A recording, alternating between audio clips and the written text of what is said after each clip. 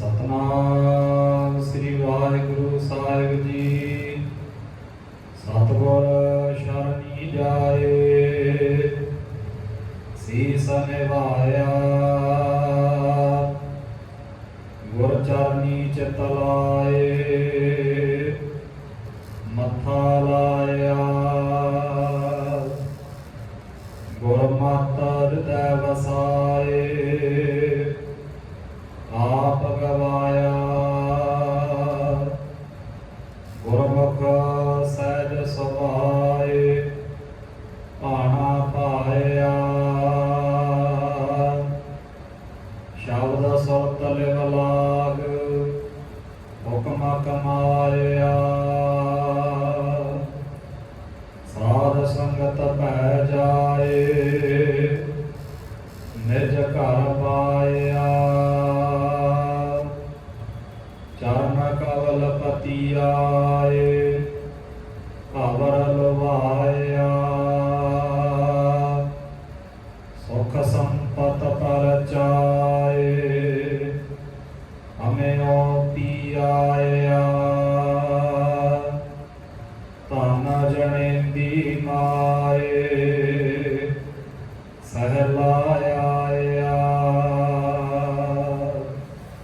ਧਨ ਜਣੇਂਦੀ ਮਾਏ, ਸਹਿਲਾਇਆ। ਵਾਹਿਗੁਰੂ ਜੀ ਕਾ ਖਾਲਸਾ, ਵਾਹਿਗੁਰੂ ਜੀ ਕੀ ਫਤਿਹ। ਜੁਗ ਜੁਗ ਅਟਲ ਚਵਰ ਛਤਰ ਸਿੰਘਾਸਨ ਦੇ ਮਾਲਕ, ਗੁਰਤਾਗੰਦੀ ਤੇ ਸ਼ੁਭਾਇਮਾਨ ਹਜ਼ੂਰ ਪਿਤਾ ਧੰਨ ਧੰਨ ਗੁਰੂ ਗ੍ਰੰਥ ਸਾਹਿਬ ਮਹਾਰਾਜ ਸੱਚੇ ਪਾਤਸ਼ਾਹ ਜੀ ਦੀ ਪਾਵਨ ਅਰ ਮੁਬਾਰਕ ਹਜ਼ੂਰੀ ਦੇ ਅੰਦਰ ਸੰਧਿਆ ਵੇਲੇ ਦੇ ਦੀਵਾਨਾਂ ਦੀ ਹਾਜ਼ਰੀ ਭਰ ਰਹੇ ਭਾਗਾਂ ਵਾਲੇ ਸਤਸੰਗੀ ਜਨੋਂ, ਵਡਭਾਗੇ ਹਾਂ ਜੋ ਦਇਆਲੂ ਕਿਰਪਾਲੂ ਦਾਤਾ ਜੀ ਦੀ ਅਪਾਰ ਬਖਸ਼ਿਸ਼ ਦੇ ਸਦਕਾ ਪਾਵਨ ਹਜ਼ੂਰੀ ਦੇ ਅੰਦਰ ਜੁੜ ਕਰਕੇ ਸਾਹਿਬਾਂ ਦੀ ਅੰਮ੍ਰਿਤਮਈ ਬਾਣੀ ਦੇ ਕੀਰਤਨ ਦੇ ਨਾਲ ਗੁਰੂ ਪਿਆਰ ਵਾਲਿਆਂ ਪਾਸੋਂ ਸਾਂਝ ਬਣਾ ਰਹੇ ਸਾਂ। ਉਪਰੰਤ ਭਾਈ ਸਾਹਿਬ ਭਾਈ ਗੁਰਦਾਸ ਜੀ ਦੀਆਂ ਪਵਿੱਤਰ ਵਾਰਾਂ ਦੀ ਲੜੀਵਾਰ ਵਿਚਾਰ ਦੇ ਨਾਲ ਜੁੜਨ ਦਾ ਸੁਭਾਗ ਸਮਾਂ ਪ੍ਰਾਪਤ ਹੋਇਆ ਹੈ। ਇਸ ਲੜੀ ਦੇ ਤਹਿਤ ਪਿਛਲੇ ਦੀਵਾਨਾਂ ਦੇ ਅੰਦਰ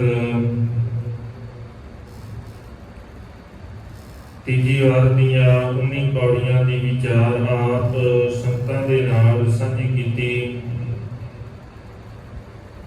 ਅਗਲੇ ਦੀ 20 ਨੰਬਰ ਪੌੜੀ ਅਤੇ ਅੰਤਲੀ ਪੌੜੀ, ਜਿਸ ਦਾ ਪਾਠ ਆਪ ਜੀਆਂ ਨੇ ਸਤਿਕਾਰਯੋਗ ਭਾਈ ਸਾਹਿਬ ਹੁਣਾਂ ਪਾਸੋਂ ਸ਼੍ਰਵਣ ਕੀਤਾ। ਇਸ ਦੀ ਵਿਚਾਰ ਆਪ ਸੰਗਤਾਂ ਦੇ ਨਾਲ ਸਾਂਝੀ ਕਰਨੀ ਹੈ।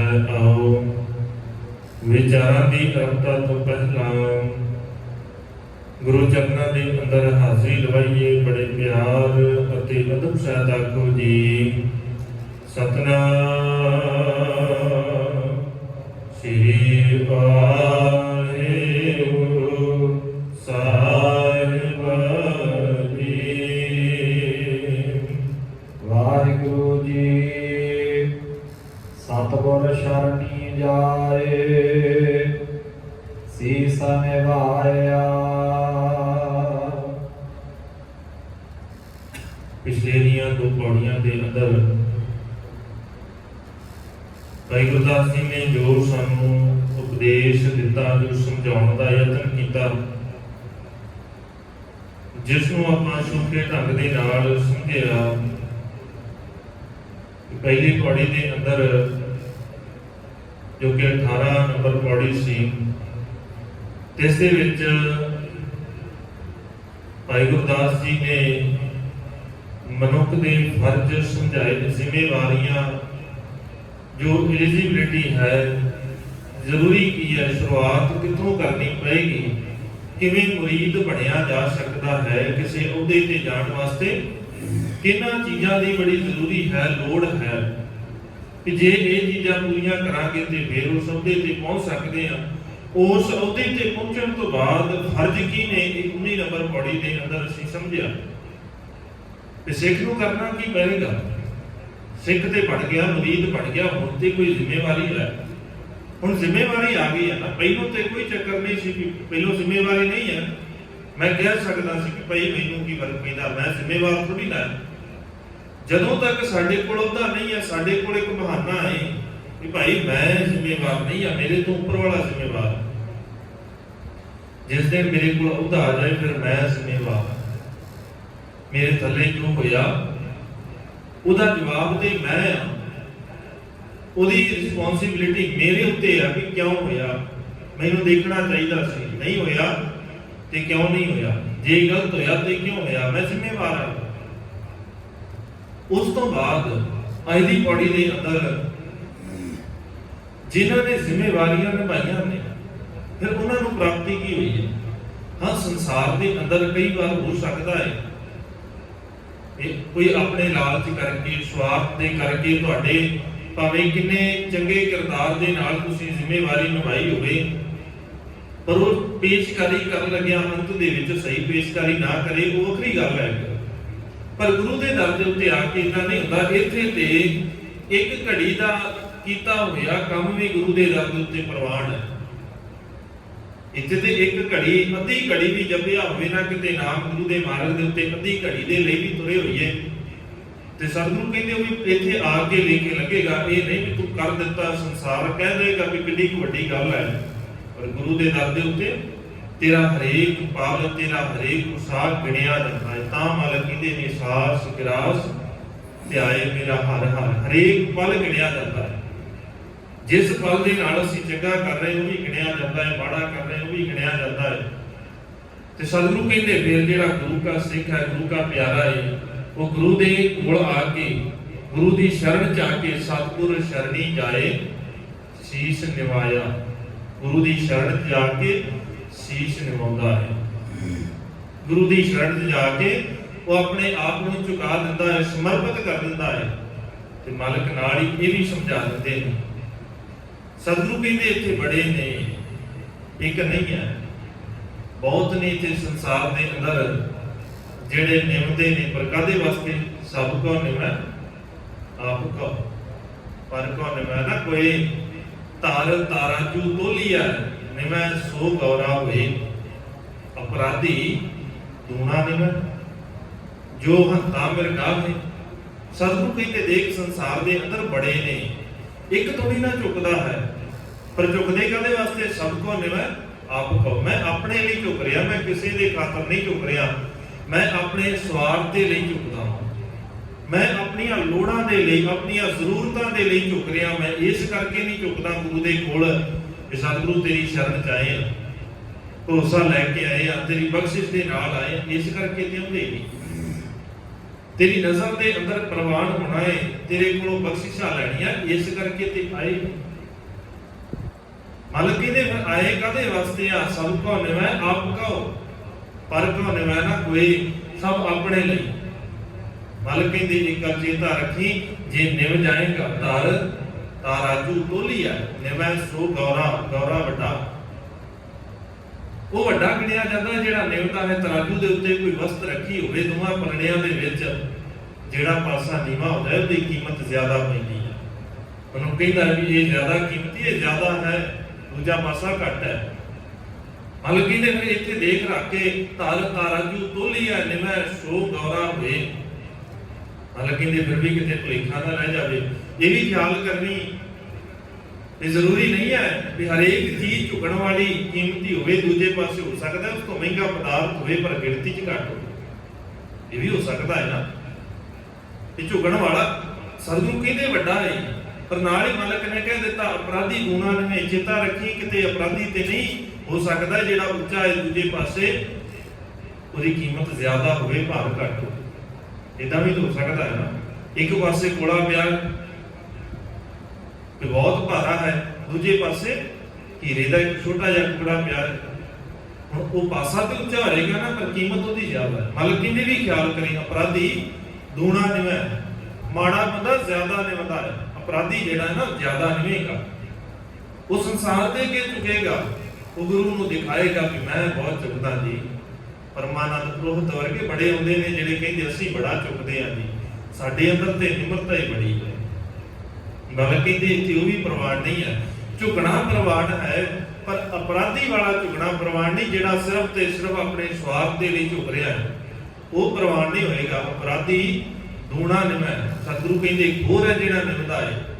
एक तो अपराधी निव रहा है, नीवा हो रहा है, क्योंकि उसदे अंदर अवगण ने, मंदे कर्म करता है, अपने अवगणा नूं लुकाउण वास्ते, अपनियां गलतियां दे उत्ते, अपने माड़े सुभाਅ दे उत्ते पर्दा पाउण वास्ते झुक रहा है।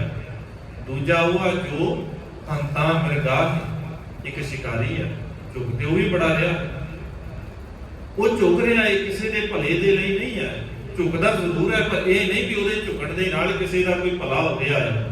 वो निशाना लाउण वास्ते झुक रहा है कि कदों मिर्ग मेरे सामने आ जाए, हिरन मेरे सामने आ जाए तो मैं इसका निशाना लावां, इन्हू शिकार बना लवां। सतगुरु कहते बड़े इदां दे ने झुकण वाले, जुबान तो मिठे, मते टेकण वाले, झुकण वाले, जी करन वाले बड़े ने इदां दे। पर जरूरी नहीं है कि वो सचमुच झुक रहे ने, हो सकता है वो अपना स्वार्थ पूरा कर रहे होण, जां वो शिकारी दे वांग झुक रहे होण जिहड़े फसाउणा चाहुंदे ने, जाल दे अंदर फसा रहे ना। सतगुरु कहते इदां ही बड़े मनुख ने जिहड़े मिठियां गल्लां करके, झूठ का शिंगार करके, जुबान के उत्ते रसना के उत्ते झूठ का शिंगार ही है। सच कुछ होर है, हृदय के अंदर कुछ होर है, जुबान ते कुछ होर है। मालक कहते फिर झूठ का शिंगार है, इन्हां दा हाल ही इदां दा है। जिहड़े बनारस के ठग ने, धर्म के नाम के उत्ते ठगियां करन वालियां दा सुभाਅ ही इदां दा है।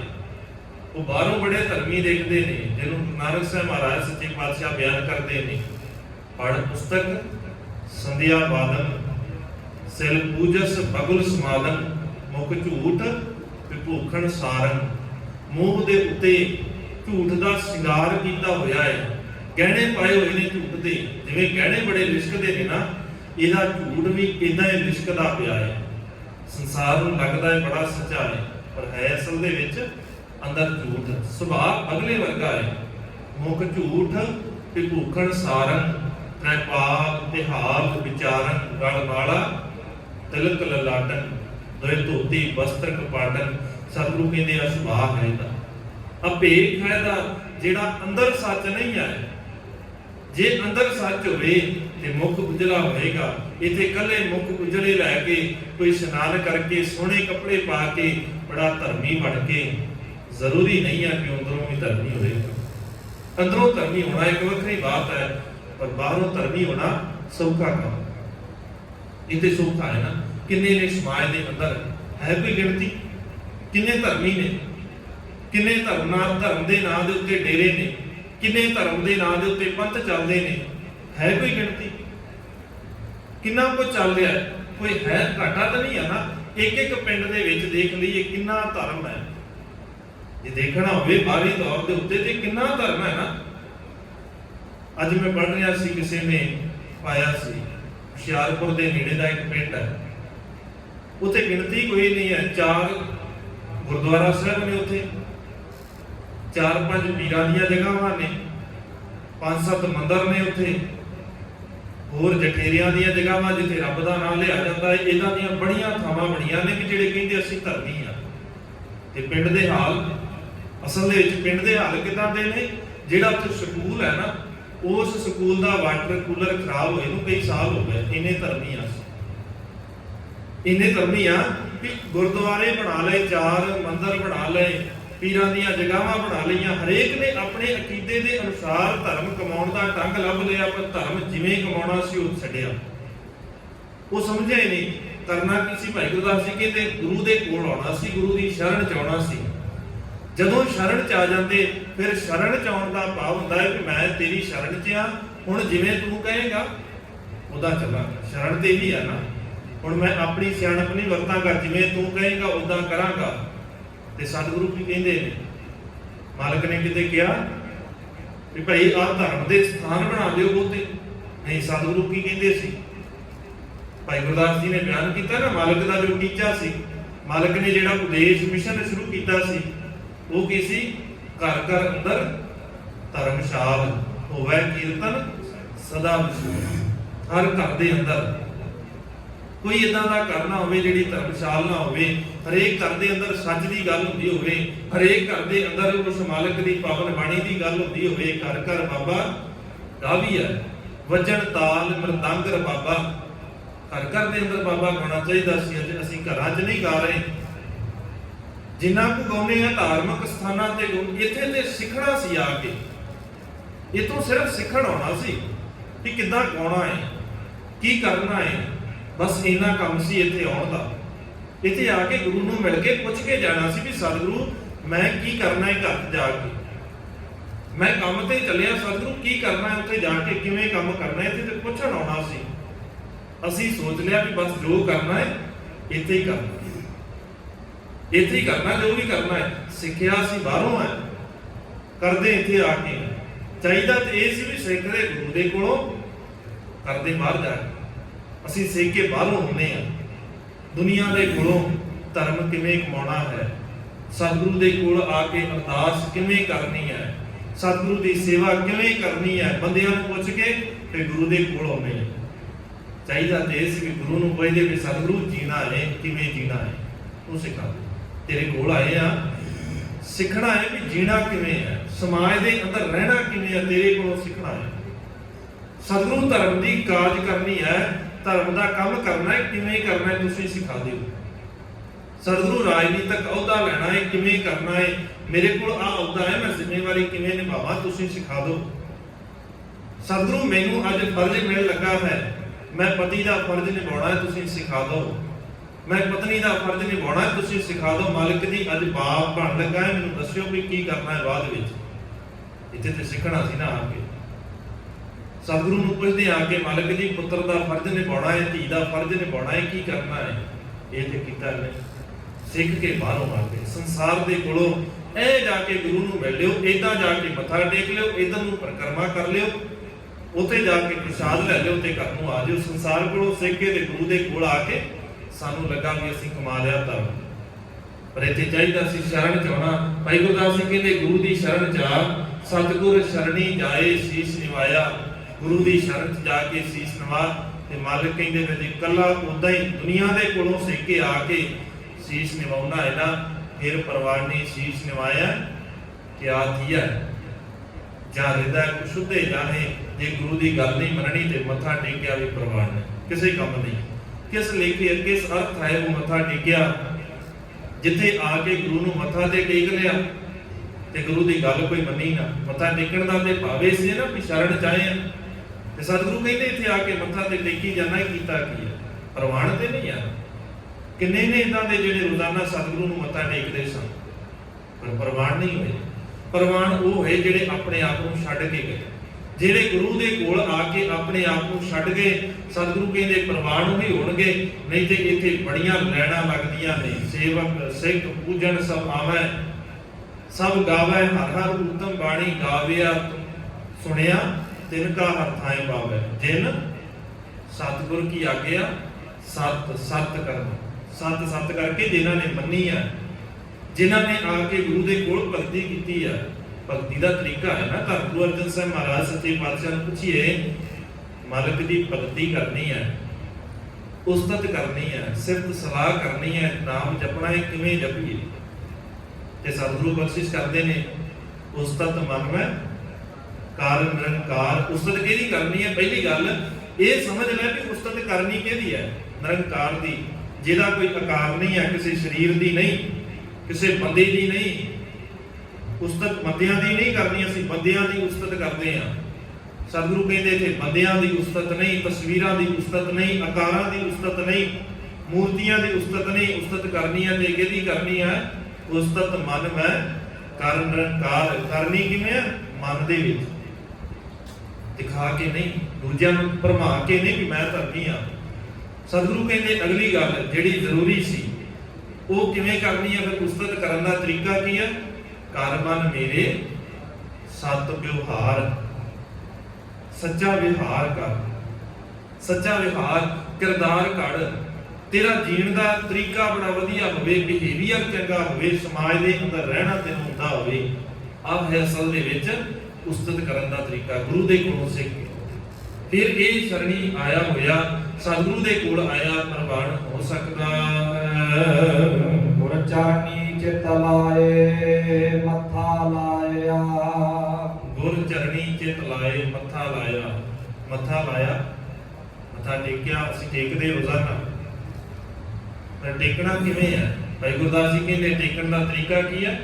ਗੁਰ ਚਰਣੀ ਚਿਤ ਲਾਏ, ਗੁਰੂ ਦੀ ਚਰਨ ਦੇ ਵਿੱਚ, ਗੁਰੂ ਦੀ ਸ਼ਰਨ ਚ ਆ ਕੇ ਆਪਣੀ ਚਿੱਤ ਨੂੰ ਜੋੜ ਲੈਣਾ। ਹੁਣ ਗੁਰੂ ਦੇ ਚਰਨ ਕੀ ਹੈ? ਗੁਰੂ ਦਾ ਸ਼ਬਦ। ਗੁਰੂ ਦੇ ਸ਼ਬਦ ਦੇ ਅੰਦਰ ਆਪਣੇ ਚਿੱਤ ਨੂੰ ਜੋੜ ਲੈਣਾ, ਇਹ ਹੈ ਮੱਥਾ ਟੇਕਣਾ। ਕੱਲਾ ਸੀਸ ਝੁਕਾ ਦੇਣਾ ਮੱਥਾ ਟੇਕਣਾ ਨਹੀਂ ਹੈ। ਇਹ ਬਾਹਰੀ ਸਤਿਕਾਰ ਹੈ ਸਾਡਾ, ਜਿਹੜਾ ਅਤ ਜ਼ਰੂਰੀ ਹੈ। ਬਾਹਰੀ ਸਤਿਕਾਰ ਅਤ ਜ਼ਰੂਰੀ ਹੈ। ਸਾਨੂੰ ਮੱਥਾ ਟੇਕਣਾ ਆਉਣਾ ਚਾਹੀਦਾ ਹੈ। ਗੁਰੂ ਦੇ ਕੋਲ ਆਏ ਆ, ਝੁਕਾਉਣਾ ਸੀਸ ਜ਼ਰੂਰੀ ਹੈ। ਇਹਦਾ ਭਾਵ ਇਹ ਨਹੀਂ ਵੀ ਜੇ ਮਨ ਕਰਕੇ ਟੇਕ ਰਹੇ ਤੇ ਉੱਥੋਂ ਤੁਰੇ ਆਏ ਤੇ ਆਪਣੀ ਮਰਜ਼ੀ ਨਾਲ ਆ ਕੇ ਬਹਿ ਗਏ। ਇਹ ਵੀ ਤਰੀਕਾ ਨਹੀਂ ਹੈ। ਗੁਰੂ ਦੇ ਕੋਲ ਆ ਕੇ ਗੁਰੂ ਦੇ ਸਾਹਮਣੇ ਝੁਕਣਾ ਇਹ ਅਤ ਜ਼ਰੂਰੀ ਹੈ, ਲੋੜੀਂਦਾ ਹੈ। ਪਰ ਉਹਦੇ ਤੋਂ ਜ਼ਿਆਦਾ ਜ਼ਰੂਰੀ ਹੈ ਵੀ ਹਿਰਦਾ ਵੀ ਤੇ ਝੁਕੇ ਨਾ, ਚਿੱਤ ਗੁਰੂ ਦੇ ਨਾਲ ਜੁੜੇ। ਗੁਰੂ ਦੇ ਨਾਲ ਚਿੱਤ ਜੁੜਨਾ ਹੀ ਅਸਲ ਦੇ ਵਿੱਚ ਮੱਥਾ ਟੇਕਣਾ ਹੈ। ਗੁਰਮਤਿ ਹਿਰਦੈ ਵਸਾਏ ਆਪ ਗਵਾਇਆ। ਪਹਿਲੀ ਗੱਲ ਸ਼ਰਨ ਚ ਆਉਣਾ ਹੈ, ਸ਼ਰਨ ਚ ਆ ਕੇ ਚਿੱਤ ਜੋੜਨਾ ਹੈ। ਹੁਣ ਇਹ ਲੜੀ ਹੈ, ਸਾਡੇ ਤਰੀਕੇ ਨੇ ਵੀ ਕੀ ਕਰਨਾ ਹੈ, ਸਫਲ ਹੋਣਾ ਹੈ, ਕਿਸ ਪ੍ਰਕਾਰ ਹੋਵਾਂਗੇ, ਇਹ ਵੀ ਤੇ ਸਮਝਣਾ ਪਏਗਾ ਨਾ। ਹਰੇਕ ਗੱਲ ਇੱਕ ਲੜੀ ਚ ਹੈ।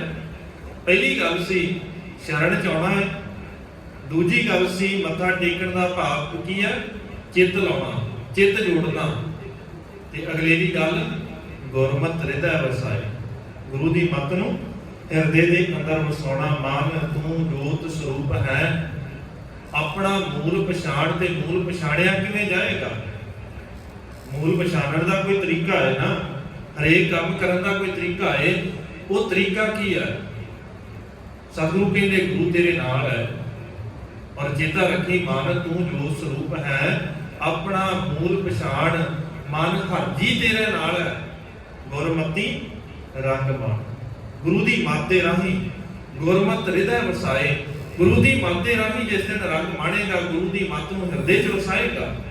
ਸਤਿਗੁਰੂ ਕਹਿੰਦੇ ਫਿਰ ਉਸੇ ਦਿਨ ਹੀ ਸਮਝ ਆਏਗੀ ਵੀ ਅਸਲ 'ਚ ਕਰਨਾ ਕੀ ਹੋਣਾ, ਕੀ ਕਰਨਾ। ਗੁਰਮਤਿ ਹਿਰਦੈ ਵਸਾਏ ਆਪ ਗਵਾਇਆ, ਆਪਣੇ ਆਪ ਨੂੰ ਗਵਾ ਦੇਵੀਂ। ਗਵਾਇਆ ਉਸੇ ਦਿਨ ਹੀ ਜਾ ਸਕਦਾ ਹੈ ਜਿਸ ਦਿਨ ਗੁਰੂ ਦੀ ਮੱਤ ਹੋਵੇਗੀ। ਜੇ ਗੁਰੂ ਦੀ ਮੱਤ ਨਹੀਂ ਹੈ ਫਿਰ ਆਪਾਂ ਗਵਾਉਣਾ ਬੜਾ ਔਖਾ ਹੈ। ਸੰਸਾਰ ਦੇ ਅੰਦਰ ਅਸੀਂ ਸੇਵਾ ਕਰਦੇ ਹਾਂ, ਜੇ ਗੁਰੂ ਦੀ ਮੱਤ ਨਾ ਹੋਵੇ ਤੇ ਮਾਫ ਕਰਦੇ ਨਾ, ਕਈ ਵਾਰ ਸੇਵਾ ਵੀ ਸਾਡਾ ਨੁਕਸਾਨ ਕਰ ਦਿੰਦੀ ਹੈ। ਜੇ ਗੁਰੂ ਦੀ ਬਖਸ਼ਿਸ਼ ਨਾ ਹੋਵੇ ਸਾਡੇ ਉੱਤੇ, ਗੁਰੂ ਦੇ ਨਾਲ ਚਿੱਤ ਨਾ ਜੋੜਿਆ ਹੋਵੇ ਤੇ ਸਾਡੀ ਸੇਵਾ ਕੀਤੀ ਵੀ ਕਈ ਵਾਰ ਸਾਡਾ ਨੁਕਸਾਨ ਕਰ ਦਿੰਦੀ ਹੈ। ਜੇ ਅਸੀਂ ਚਿੱਤ ਨਾ ਜੋੜਿਆ ਹੋਵੇ, ਹੋ ਜਾਂਦਾ ਹੈ ਨਾ ਕਈ ਵਾਰ ਸੇਵਾ ਕਰਨ ਲੱਗੇ ਗੁਰੂ ਘਰ ਦੇ ਅੰਦਰ, ਪਹਿਲੀ ਗੱਲ ਤੇ ਅੱਜ ਕੱਲ੍ਹ ਤੇ ਔਖਾ ਹੀ ਹੋ ਗਿਆ ਸੇਵਾ ਵਾਲਾ ਕੰਮ ਹੀ, ਉਹ ਜਿਹੜਾ ਪਾਸਾ ਹੀ ਦੂਰ ਹੋ ਗਿਆ।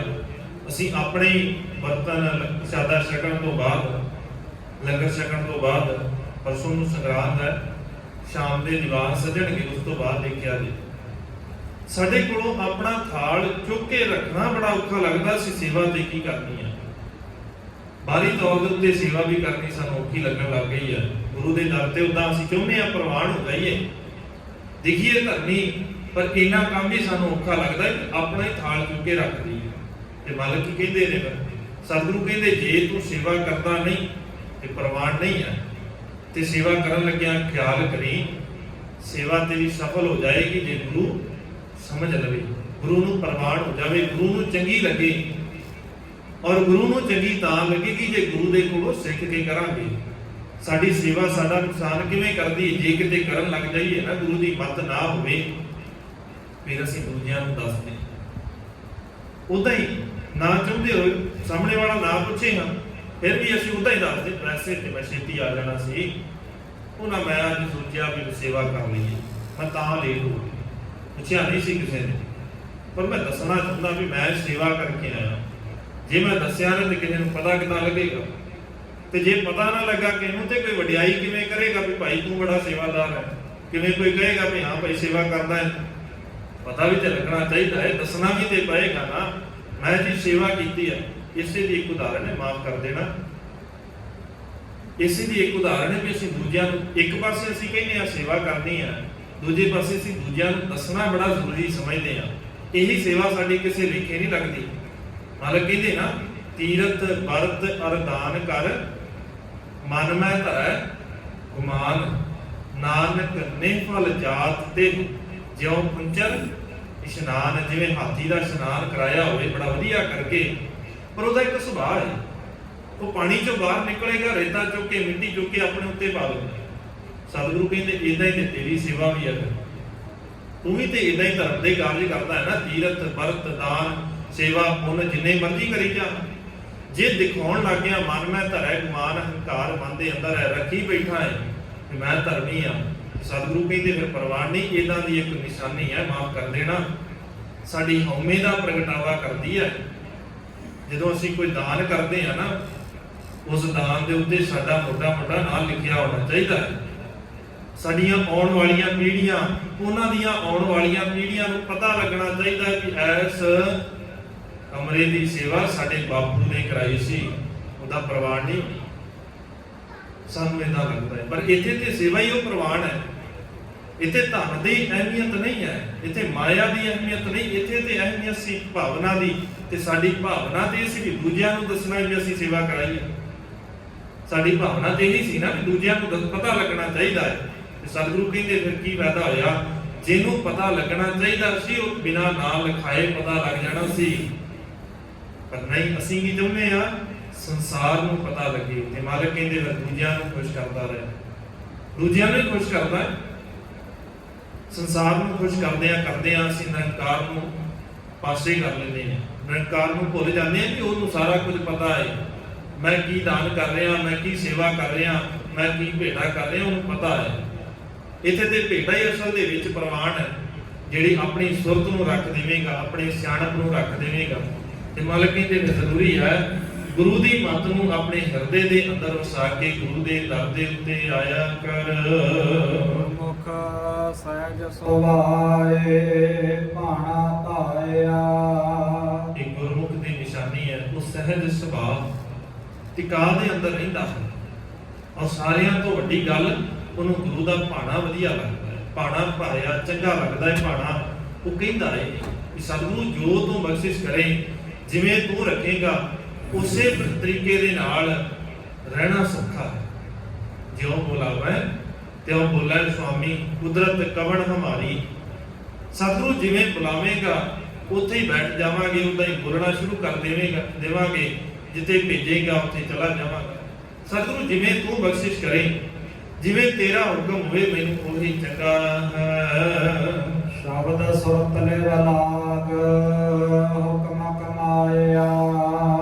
ਸ਼ਬਦ ਦੇ ਅੰਦਰ ਆਪਣੀ ਸੁਰਤ ਨੂੰ ਜੋੜ ਕਰਕੇ ਗੁਰੂ ਕੇ ਪਿਆਰ ਵਾਲੇ ਉਸ ਮਾਲਕ ਵਾਹਿਗੁਰੂ ਦੇ ਦੱਸੇ ਹੋਏ ਹੁਕਮ ਨੂੰ ਕਮਾਉਂਦੇ ਹਨ।